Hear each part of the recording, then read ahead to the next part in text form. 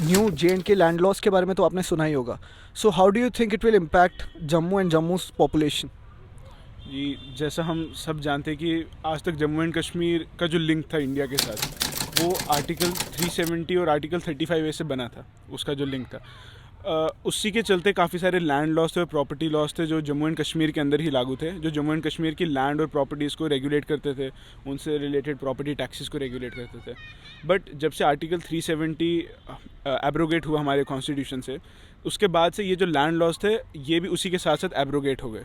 But इनको पूरा constitutionally erase करने के लिए, इरोड करने के लिए, जो हमारे पुराने लैंड लॉस थे उनमें से अभी जो हमारी लोकल एडमिनिस्ट्रेशन है, उन्होंने 12 लॉज को रिपील किया और कोई 14 या 15 लॉज को उन्होंने इरेज कर दिया, पूरा का पूरा हटा दिया वहाँ से. तो कॉन्स्टिट्यूशनल लॉज जो चेंज हुए लैंड के चलते जम्मू एंड कश्मीर में, पहले यहाँ का जो लोकल रेजिडेंट होता था, परमानेंट रेजिडेंट जिसको हम कहते थे, सिर्फ वही लैंड ले सकता था.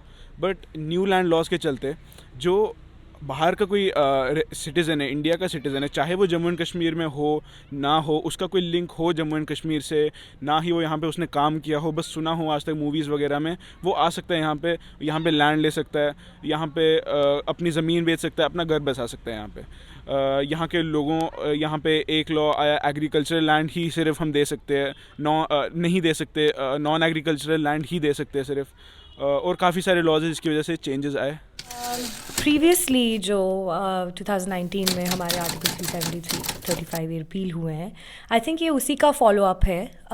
एज इन 35A में जो परमानेंट रेजिडेंस का क्लॉज था कि सिर्फ एक परमानेंट रेजिडेंट ही यहाँ पे लैंड खरीद सकता है, वो क्लॉज अब नहीं रहा. सो a lot of people and a lot of organizations and a lot of welfare organizations, healthcare industries, hospitals and educational institutions and industries in general are open to buy land and start their work here.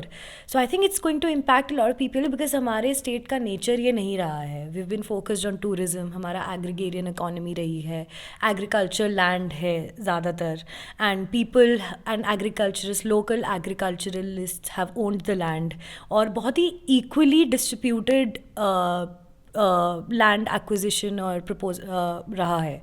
तो I think वो disturb होने वाला है बहुत, जो land distribution है. And obviously it can have a lot of impact on a lot of people if it's not effectively implemented. देखिए, जो 370 टूटने के बाद ये जो एक तो ये तो निश्चित है कि ऐसा होना चाहिए और ज़रूरी भी है, क्योंकि आपने देखा होगा कि पिछले कुछ काफ़ी समय से जो जम्मू कश्मीर के लोग हैं वो तरक्की नहीं कर पा रहे थे. हमेशा लोगों के एक दिमाग में चलता था गवर्नमेंट जॉब गवर्नमेंट जॉब. लेकिन आपने देखा होगा जम्मू कश्मीर के बाहर जो लोग रहते हैं वो प्राइवेट जॉब करके भी काफ़ी खुश हैं. उसका एक ही वजह है कि वहाँ पे इंडस्ट्री हैं, ज़्यादा से ज़्यादा वेंचर लगे हुए हैं. यहाँ पे जो 370 की वजह से जो यहाँ के लोगों को काम नहीं मिल रहा था, उसकी यही वजह थी कि जो प्राइवेट कंपनी थी वो यहाँ पे आना नहीं चाहती थी वहाँ, क्योंकि यहाँ के इतने कानून सख्त थे कि उनको पहली बात तो लीज़ पे जगह नहीं मिलती थी, अगर मिलती थी तो इतने कानून बनाए जाते थे कि उनको कंफर्टेबल फील नहीं होता था. तो 370 टूटने के बाद मैं उम्मीद करता हूँ कि ज़्यादा से ज़्यादा इंडस्ट्रीज़ बाहर से आएंगी और ज़्यादा से ज़्यादा लोगों को रोज़गार मिलेगा. देखो, जरा नवा कानून आया ना, जमीनें का कानून, इसी कानून नहीं आखी सकते, एक काला फरमान है. और जम्मू कश्मीर के इतिहास में ये काले पन्ने आंगर लिखा है, जिसी शायद अस काले दिन के तौर पर दिक्खने हैं, क्योंकि ये जम्मू कश्मीर की अखंडता ले, जम्मू कश्मीर की एकता ले और जम्मू कश्मीर के भाईचारे ले ये बड़ा ही खतरनाक है. और मैं लगता जे दिल्ली बैठी रही सरकार है, नरेंद्र मोदी सरकार है, जरा एक हमेशा मैं लगता हिंदू वर्सेस मुसलमान दी जी पॉलिसीज़ ही उसी पहले चलाते रहे. और अज जम्मू कश्मीर की लिए, जिस जम्मू कश्मीर के नाम पर पूरे हिंदुस्तान में भारतीय जनता पार्टी चुनाव लड़ती है, जिसी चुनावी एजेंडा सानू बनाया जाता, अज साढ़े लोगों कन्नै बड़ी बड़ी तोहिन की. और उस बिले का जिस स्वर्गीय महाराजा हरि सिंह ने हिंदुस्तान कन्नै किया, अज उस बिले की सब तो बड़ी तोहिन इस सरकार ने की, जिन्हें ये आख्या हा कि अस जम्मू कश्मीर की नौकरियां और ज़मीनें के अधिकार हमेशा सुरक्षित रखते. मिल लगे अज उन्हें वादा खिलाफी की है. जो नए लैंड लॉज आए हैं जम्मू कश्मीर में, पहले तो एक बहुत ही इंपॉर्टेंट चीज़ मैं बोलना चाहूँगा कि कई सारे न्यूज़ चैनल्स ने भी ये रिपोर्ट किया कि लद्दाख के लिए नहीं है. अगर आप ध्यान से देखेंगे गवर्नमेंट के ऑफिशियल जहाँ से गेजेट नोटिफिकेशंस निकलती हैं, 2 गेजेट्स निकले हैं उस दिन 26 अक्टूबर को, 1 for Jammu and Kashmir and 1 for Ladakh. यानी कि 2 अलग अलग गेजेट्स, टेक्स्ट बिल्कुल यू कैन से सेम है दोनों के. यानी कि जो लैंड लॉज है वो लद्दाख और जम्मू कश्मीर दोनों के लिए हैं. और इस लॉ के हिसाब से हमारे जो एग्जिस्टिंग स्टेट लॉज थे, जो जम्मू कश्मीर की असेंबली ने बनाए थे, कॉन्स्टिट्यूशन में इंश्राइंड थे, उनको हटा दिया गया है और सेंट्रल लॉज अब यहाँ पर इम्प्लीमेंट किए गए हैं और उसी दिन से इम्प्लीमेंट किए गए। तो इससे हमारे बेसिकली कई सारी चीज़ों पर थ्रेट आता है। It is a threat to on many fronts, on our cultural front, on our ecological front and on the front of jobs and employment. तो इससे कई सारी चीज़ों को इम्पैक्ट होने वाला है, चाहे इन्वायरमेंट हो, जॉब्स हो, और भी कई सारी चीज़ें हैं। तो ये जो लैंड लॉज हैं, ये एक अटेम्प्ट है सेंट्रल गवर्नमेंट का to dilute the existing social and cultural structure of Jammu and Kashmir and Ladakh. implemented. But जो JNK UT के स्पोक्स पर्सन हैं, चीफ स्पोक्स पर्सन गवर्नमेंट के, Rohit Kansal, he said that 90% of land agricultural land है and they have protected agricultural land in this amendment. तो what is your take on it? I think like every other politician, Mr. Rohit Kansal is very smart enough to choose what he has to say on the policy. उन्होंने बहुत ही smartly ये choose किया बोलना कि 90% agricultural land है और वो हमारे लोकल्स के पास ही रहेगा and it's not prone to outsiders. But I think if you read the amendments properly, वहाँ बहुत क्लियरली लिखा है कि the government authority has now the absolute power to decide what land is what. So they have the obsolete power to register कोई land agriculture में या कोई land non-agriculture purpose या public use या share purpose. So all of this can be changed. So अगर आपका agricultural land है, it can be the government can grant permission to change it into a non-agricultural land, and then it can be sold, gifted, exchanged or mortgaged as any land, be it non-agricultural, be it industrial, be it anything. तो I think वो जो authority एक district collector के पास होने वाली है to grant that permission, that decides everything. That means the agricultural land may not even be there in a few months time. बिल्कुल justified है. आपने देखा होगा कि जो किसान हैं वही एकमात्र से हमारे देश को चला रहे हैं, वो हमारे अन्नदाता हैं. तो हमारी जो लैंड है, आपने देखा होगा कि हमारे पूरे जम्मू कश्मीर में अलग अलग जगह में अलग अलग आपको फसलें मिलेंगी, अनाज मिलेगा. आरसपुरा वाली साइड चले जाओ तो आपको बासमती मिलेंगे जो पूरे वर्ल्ड में फेमस हैं. श्रीनगर में सेब मिलेंगे, अखरोट मिलेंगे, ड्राई फ्रूट्स मिलेंगे. तो आपको बता देंगे ये बिल्कुल उन्होंने सही बात बोली है कि ज़्यादा से ज़्यादा हमारे यहाँ पे एग्रीकल्चर लैंड है और हमने उसको सेव करके रखना है, और ताकि ज़्यादा से ज़्यादा लोग हैं जो एग्रीकल्चर जो हमारे रूट्स हैं उनसे साथ जुड़े रहें, और आने वाले टाइम पे उनको इनसिक्योरिटी फील ना हो कि हमारी जगह को कोई ऐसे कर लेगा. आपने देखा होगा कि ऐसा कुछ नहीं है. इससे पहले भी आपने देखा होगा कि हमारे लोगों को एक इनसिक्योरिटी रहती थी, लोगों को भड़काया जाता था, लेकिन उन्होंने ये बात क्लियर कर दी और हम भी इस बात से सहमत हैं कि जो हमारी लैंड है वो 90% है जो एग्रीकल्चर लैंड है, और हमें चाहिए कि अपनी जगह को बचा के रखना चाहिए, क्योंकि हमारे जो हमारी खासियत है, अलग अलग रीज़न की, भद्रवाह की अलग अलग खासियत है. राजमा वहाँ के मशहूर हैं, कश्मीर के सेब मशहूर हैं, आरसपुरा की बासमती मशहूर है. तो हमने अलग अलग रीजन का हमारे जो अलग अलग कल्चर है उसको बचाने के लिए हमें एग्रीकल्चर लैंड को सेफ रखना, और उसमें उन्होंने अच्छा बोला कि इसको कोई ख़रीद नहीं सकता. तो ये बड़ी अच्छी पहल है सरकार की. हमारे रोहित कंसल जी हैं, उन्होंने बोला कि 90% जो लैंड है वो प्रोटेक्टेड रहेगा. क्यों? क्योंकि वो एग्रीकल्चरल लैंड है. और एग्रीकल्चरल लैंड क्यों प्रोटेक्टेड रहेगा? क्योंकि एक ऐसा प्रोविजन है कि सिर्फ एग्रीकल्चरल लैंड को नहीं बचा के रखना है, बाकी बेच सकते हैं. और उनके मुताबिक, स्टैटिस्टिक्स के मुताबिक 90% जो लैंड है वो जो है वो एग्रीकल्चरल लैंड है जम्मू एंड कश्मीर का, तो वो प्रोटेक्टेड रहेगा. बट इन्होंने ऐसी ट्रिक खेली हमारे साथ, जम्मू के सिटीजन्स के साथ, जम्मू एंड कश्मीर के सिटीजन्स के साथ, कि इसी के साथ में एक ऑर्डर निकाला कि एक डीसी जो डिस्ट्रिक्ट कलेक्टर या फिर कोई भी एक ऐसा गैजेटेड ऑफिसर जिसको गवर्नमेंट अपॉइंट करती है, वो किसी भी एग्रीकल्चरल लैंड को आराम से नॉन एग्रीकल्चरल लैंड में कन्वर्ट कर सकता है. बिल्कुल मामूली से प्रोसेस है 2-3 और कुछ कन्वर्जन फ़ीस है, आराम से वो कन्वर्ट कर सकता है. तो इस मुताबिक से तो जो 90% लैंड जो हम प्रोटेक्टेड कह रहे थे वो तो प्रोटेक्टेड रहा ही नहीं. उसको तो कोई भी ले सकता है. बाहर के इतने अमीर ताल्लुकदार वगैरह लोग आएंगे यहाँ पे, आराम से लैंड लेके जा सकते हैं. सरकार ने तो कई सारे आश्वासन दिए थे, पहले भी दिए थे, आज भी दिए थे. चाहे आप प्रधानमंत्री का आश्वासन के याद करिए, 2014 में कहा था 2 करोड़ रोज़गार देंगे, मिला नहीं मिला. उसी तरह ये भी एक गवर्नमेंट ऑफिशियल की तरफ से एक जुमला मानता हूँ मैं. क्यों?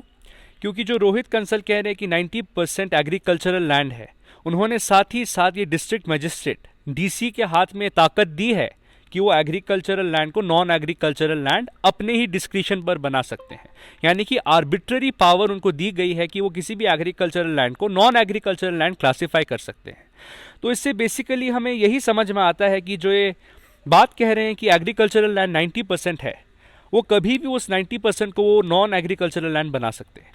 तो बेसिकली ये जो बात कह रहे हैं, जो एश्योरेंस दे रहे हैं, वो पूरी तरह से एक झूठ है, जो जम्मू कश्मीर और लद्दाख के लोग को समझना चाहिए कि ये जो लैंड लॉज है उनसे उसकी वजह से एग्रीकल्चरल लैंड जो है उस पर भी बहुत बड़ा इम्पैक्ट पड़ने वाला है और बाहर के लोग उसे भी खरीद सकेंगे। जम्मू कश्मीर एक ऐसी रियासत थी जनाब, सारी थाली बिच ना इन्ने फुलके नहीं है कि अस बाहर खलाई सकचै।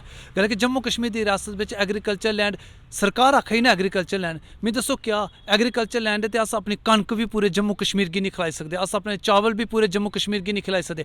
फिर केह्ड़ी एग्रीकल्चर लैंड की गल की जाती सारे जम्मू कश्मीर के अंदर? और एग्रीकल्चर लैंड जी है ना, अज देखो पहले जी कुछ जमीना की रजिस्ट्री होंगी वो कोर्ट होंगी, कोर्ट के अंदर होंगी एक जज कदा, अज तुसें उसी तोड़िया भी एक SDM की तहसीलदार की पावर दे दी, तुस इस कानून के अमेंडमेंट रखी दी। मैं दसो तुस करना की चाहते, तुंदी नीयत और नीति की है?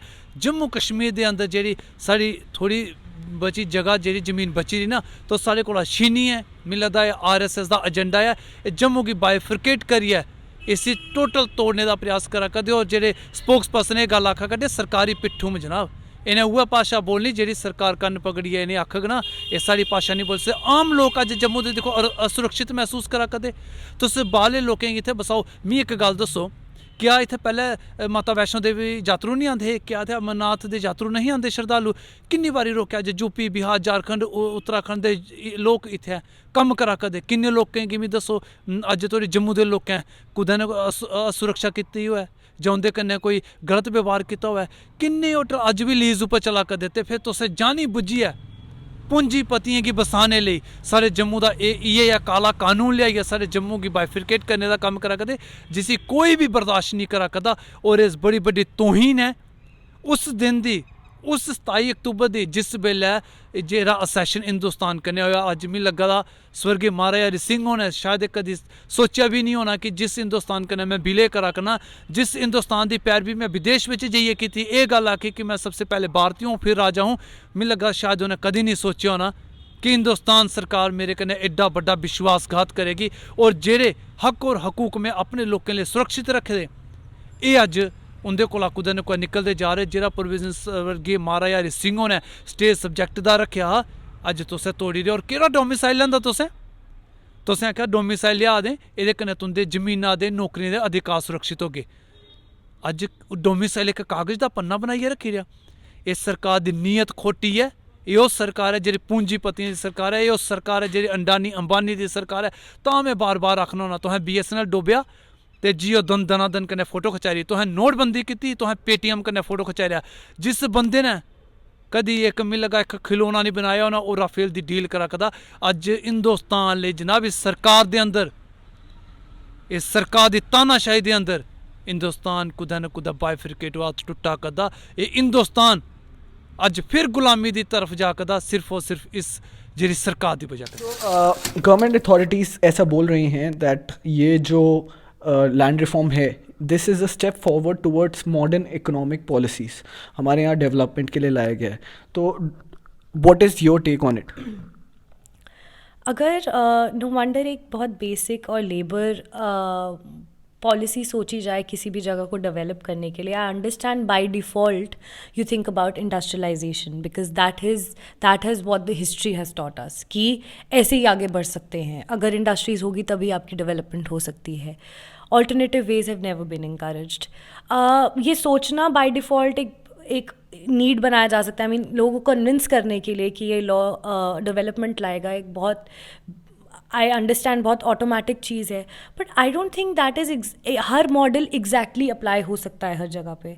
I think when it comes to states like Jammu and Kashmir, you have to take into account a lot of other things. The destability that has been there for so long, हम लोग का cultural shock कहते हैं ना, जिसे cultural shock मिलेगा हमें, because we been so indigenous for so long and we been so use to this community कि हमारे लिए वो इन्फ्लक्स एक बहुत शॉकिंग होगा. Already there have been so many things that we have missed out on. एक setback society है हमारी, हम पढ़ाई की तरफ ज़्यादा ध्यान नहीं दे सके हैं, हमारी बहुत डिस्टर्बेंसेस रही हैं जिसकी वजह से young minds have been very naive. So when those naive minds are going to be, I think, exploited when something like that is going to happen. तो necessarily हमारे को development के लिए अभी इस चीज़ की ज़रूरत नहीं थी. There were other industries that could have been equally, empowered. We still lack a lot of other things. Mobile internet 4G जैसी चीज़ जो स्टेट में नहीं है, उसको डेवलपमेंट के लिए पहले इंटरनेट की ज़रूरत है कि लैंड लॉज को चेंज होने की. तो I think it is a very radical step to the side agenda has always been to integrate Jammu and Kashmir into India ताकि यहाँ से कोई opposition ना आए. Right. तो ये this is another step to control, size control and extend the government policies कि जहाँ बाकी जगह जैसे हो रहा है वैसा ही extend करने के लिए and to actually exercise authority. I won't call it a move towards modern economic policies. I would call it a move towards capitalism. I would call it a move towards ensuring that the rich crony capitalists who help the government and the center and at the state, who fund their political rallies and all of that stuff, it is a step towards helping them, giving them more profits, allowing them to open more industries and factories across the state, across the UT of Jammu Kashmir and Ladakh, threatening our fragile ecosystem, threatening our people. आपको पता होगा कि लद्दाख में जो ज़्यादातर population है वो glacial waters पर डिपेंडेंट रहती है, यानी कि पहाड़ों से जो पानी पिघल कर आता है. और इस साल लद्दाख में ड्राउट फेस हुआ, वहाँ पे सूखा था इस साल. कई सारे जगहों पर इस साल उनने जो खेत में अनाज उगाए थे वो उनको वो हार्वेस्ट नहीं कर पाए. तो धीरे धीरे अगर इंडस्ट्रीज़ और भी सेटअप होंगी तो ये जो लैंड लॉज हैं इनके साथ अगर हम EIA को मिलाए, एनवायरनमेंट इम्पैक्ट असेसमेंट, जो अभी अमेंडमेंट की थी सरकार ने 2020 में, उसके हिसाब से जो कई सारे इंडस्ट्रीज़ हैं, मीडियम इंडस्ट्रीज़ के स्केल तक, उनको बिना किसी नोटिफिकेशन के, बिना किसी क्लियरेंस के इंडस्ट्रीज़ खोलने का अधिकार दिया है. अगर हम अब देखेंगे और इस लैंड लॉ और EIA ड्राफ्ट को हम कपल कर देखें तो उसका जो इम्पैक्ट है वो डिज़ास्ट्रस होगा. It is a very disastrous combination for Jammu Kashmir and Ladakh, the EIA and the land laws. ये फुल पावर देती है इंडस्ट्रीज़ को कि वो यहाँ आके अपना फैक्ट्री खोलें, यहाँ पर वो अपना फैक्ट्री चलाएं, एनवायरनमेंट को पोल्यूट करें. और जो अभी और एक गवर्नमेंट के ऑफिशियल ने कहा है कि ये जो होगा कि वो लोग ऐसे बिना किसी एश्योरेंस के क्लियरेंस नहीं देंगे इंडस्ट्रीज़ को, ऐसा नहीं होने वाला. हम सबको पता है कि जब बाहर से फैक्ट्रीज आएंगे तो केंद्र भी कहेगी यहाँ के UT एडमिनिस्ट्रेशन को कि नहीं हमारे दोस्त हैं, इनको फैक्ट्री खोलने दो, ये हमारे कैंपेन को फंड करते हैं, इनकी मदद करनी चाहिए हमें, ऐसा मत करो. और एंड में हम यही देखेंगे कि ये सब जुमला साबित होगा और आने वाले समय में हम देखेंगे कि कैसे फैक्ट्रीज सेटअप होंगे. साथ ही साथ में जो जॉब्स है बाहर के लोगों को मिलने वाले हैं, यहाँ के लोगों को जॉब्स इसलिए नहीं मिलेगा टॉप कैटेगरीज में सिवाय जो मीनियल जॉब्स है उसके, क्योंकि यहाँ के लोगों के पास मैं सीधे साधारण शब्दों में कहना चाहता हूँ, उनके पास स्किल नहीं है. स्किल डेवलपमेंट जो है जम्मू कश्मीर में अच्छी तरह से नहीं हुआ है, ना ही लद्दाख में हुआ है. प्रधानमंत्री जी स्किल इंडिया की बात करते हैं, लेकिन पिछले 6 सालों में ना ही कोई स्किल्ड बना है, ना ही लोगों के जो स्किल्स है उनको एनकरेज किया गया है. सो बेसिकली जो जॉब्स हैं वो ज़्यादातर नॉन लोकल्स को जाएंगे, बाहर से लोग जो आएंगे उनको जाएगा. लेकिन जम्मू कश्मीर और लद्दाख के लोगों को जो जॉब है स्पेसिफिक रिजर्वेशन नहीं मिलने वाला, उनको कोई अधिकार नहीं होगा उस जॉब्स पर. अगर वो एलिजिबल है तो उनको मिलेगा, लेकिन उस एलिजिबिलिटी के क्राइटेरिया पर अगर हम देखें तो बाहर के भी बहुत लोग अप्लाई करने वाले हैं और 99% चांस है कि ज़्यादातर बाहर के लोग आएंगे. बिल्कुल, मैं आप वही कहना चाहता. मैंने आपके पहले ही क्वेश्चन में भी आपको ये बोला कि ज़्यादा से ज़्यादा इंडस्ट्रीज आएंगी, ज़्यादा से ज़्यादा. आपने एक बात देखा होगा कि यहाँ पे जो हेल्थ सिस्टम है वो भी उस तरह से नहीं है. आपने देखा होगा कि हमें यहाँ के जो लोग छोटी सी बीमारी को लेके भी बाहर जाना पड़ता है. यहाँ के लोगों को विश्वास नहीं है, प्राइवेट जो 1-2 इक्का दुक्का हॉस्पिटल्स हैं उन पर विश्वास नहीं है. तो मैं चाहता हूँ कि ज़्यादा से ज़्यादा अगर वहाँ से हॉस्पिटल्स आएंगे, वहाँ से इंडस्ट्रीज़ आएंगी और लोगों को ज़्यादा. आप देखो हम मानते हैं इसको कि 90% हमारी जो एग्रीकल्चर लैंड है, लेकिन आजकल किसान भी एक फैमिली में से कोई 1-2 किसान बनना चाहता है, जो नई पीढ़ी है वो ज़्यादा से ज़्यादा मॉडर्नाइजेशन की ओर जा रही है, थोड़ा उन पर वेस्टर्न कल्चर का भी उन पर इम्पेक्ट है, तो वो किसान बनने में ज़्यादा सोचते नहीं हैं। वो चाहते हैं कि हमें ज़्यादा से जल्दी हम पैसा कमाएं। देखो किसान एक ऐसा होता है कि उनको तपस्या करनी पड़ती है, क्या पता बाद में फसल का क्या हो, क्योंकि कुदरत के हाथ भी बड़ा कुछ होता है। तो आजकल के जो लोग हैं वो चाहते हैं कि जल्दी से जल्दी हो, यूथ है जो वो ज़्यादा से ज़्यादा चाहता है कि हम जल्दी से जल्दी हर चीज़ को अचीव कर लें। तो उसको देखते हुए हमें चाहिए कि ज़्यादा से ज़्यादा इंडस्ट्रीज़ बाहर से आएँ, ज़्यादा से ज़्यादा प्राइवेट कंपनीज़ आएँ, ताकि लोगों को जो हमारे रोज़गार मिले। तो क्योंकि यहाँ पे आपको पता है कि हर देश, पूरे वर्ल्ड में चले जाओ, हर किसी को गवर्नमेंट जॉब मिलना पॉसिबल नहीं है। लेकिन अगर हर एक को लिवलीहुड के लिए, जीने के लिए रोज़गार मिल जाए, खाने पीने का सामान मिल जाए, तो ये भी एक किस्म से हमारी तरक्की ही होगी। तो हम चाहते हैं कि ज़्यादा से ज़्यादा लोग बाहर से आएँ, और यहाँ की मॉडर्नाइजेशन की जो उन्होंने बात की है बिल्कुल सही कही है, हम उनके साथ सहमत हैं। जम्मू कश्मीर के अंदर पहले भी ये रहा है, साढ़ा जम्मू कश्मीर बड़ा एक तो सैकुलर जमात रही, और इत्थै इन्ना बड़ा बिजनेस हब नहीं है। सारे लोग ना मिली बंडिया थोड़ा थोड़ा कम करदे हे, लेकिन सारे खंदे हे। हून तुस इसी एक नया बदलाव देआ करदे हो, तुस ऐसे लोकें गी इत्थै बसाना चाहते हो जियां तुसें दिक्खेआ बाहर भी अंबानी जिनें, ताकि सरकार दे एजेंट इत्थै बेही जान, ओह् इकनॉमी पर पूरा कंट्रोल करन। एह् उस तरह दी नीति गी चलाना चाहते, क्योंकि जेह्ड़ा जम्मू कश्मीर बिच अज्ज तोड़ी इंदे हत्थ नहीं लग्गे दा, और जम्मू कश्मीर दे अंदर इंदा कोई इस तरह कन्नै नहीं आ। बाकी तुसें आखेआ कि एह् चीज़ां लियाने कन्नै इंडस्ट्री आएगी, तुसें आखेआ एह् चीज़ां लियाने कन्नै रोज़गार आएगा।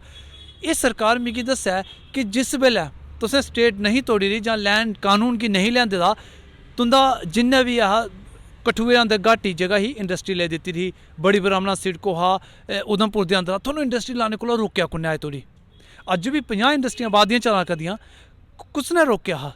सिर्फ तुस लोकें गी गुमराह करियै, लोकें गी मिगी लग्गा दा तड़फाइयै, हिटलर आखदा रेहा ना कि इंसान गी इन्ना प्रताड़ित करो अपने जीने गी विकास समझै। अज्ज उइयो चीज़ नरेंद्र मोदी सरकार बिच होआ कि लोकें गी इन्ना प्रताड़ित करो कि लोक जीने गी विकास समझन, और एह् जम्मू कश्मीर गी अपना पूंजीपतियें दे हत्थ देना चाहते न, पूंजीपतियें दे हत्थ सन लोकें गी बेचना चाहते। शायद एह् सारे जम्मू कश्मीर दा सौदा करा करदे, एह् भुल्लियै कि जम्मू कश्मीर दे नांऽ उप्पर तुसें पूरे हिंदुस्तान दे अंदर सियासी खेल खेलेआ।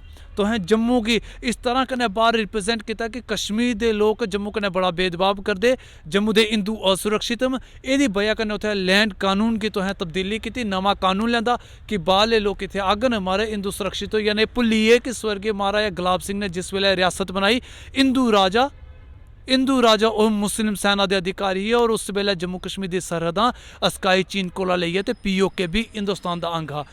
एह् शायद ओह् चीज़ भुल्लियै, और एह् बात जेह्ड़ा दस्सने दी कोशिश करा करदे, एह् मिगी लग्गा साढ़े कन्नै बड़ा बड्डा धोखा ऐ। और असें लोकें हिंदुस्तानी होने दा गर्व महसूस स्वर्गीय महाराजा हरि सिंह होरें कराया, लेकिन ओह् जेह्ड़ा गर्व हा, अज्ज शायद उस गर्व उप्पर भी एह् लोक साढ़े प्रश्न चिन्ह ला करदे, सारे राष्ट्रवाद उप्पर भी एह् लोक प्रश्न चिन्ह ला करदे। अस BJP दा सर्टिफिकेट लैने आह्ले बिच्चा नहीं है, अस अज्ज भी इस कानून दा विरोध करने, और अग्गों भी विरोध करगे।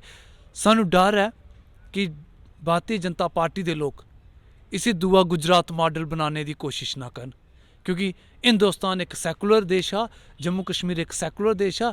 इस सैकुलर देश की और सैकुलर रियासत की तोड़ियै गुजरात मॉडल नहीं बनाओ जनाब, इंसानियत गी जिंदा रखने का काम करो, लेकिन जेह्ड़ी शायद एह् सरकार भुल्लियै दी है।